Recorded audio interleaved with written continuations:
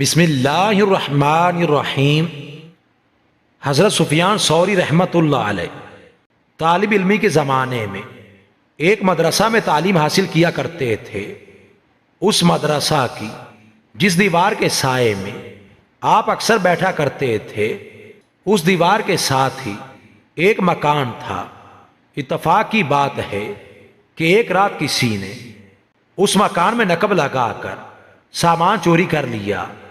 جب صبح ہوئی تو مالک مکان نے اپنے گھر میں نقب لگی دیکھی۔ اس پر مالک مکان نے حضرت سفیان ثوری رحمۃ اللہ علیہ پر چوری کا الزام لگا دیا اور آپ کو اس نے پکڑ لیا۔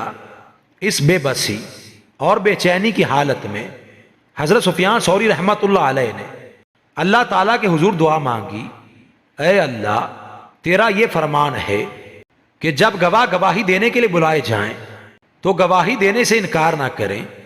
اے اللہ، تیرے سوا یہاں پر میرا اور کوئی گواہ نہیں ہے۔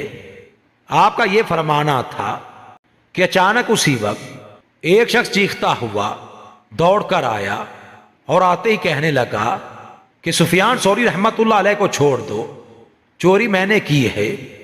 چنانچہ لوگوں نے حضرت سفیان ثوری رحمۃ اللہ علیہ کو چھوڑ دیا۔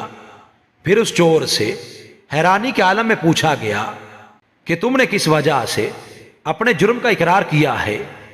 وہ کہنے لگا، ابھی تھوڑی دیر پہلے میرے کانوں میں انتہائی غضبناک آواز آئی کہ سفیان کو فوراً چھڑواؤ اور چوری کا مال واپس کر دو، ورنہ ابھی برباد ہو جاؤ گے۔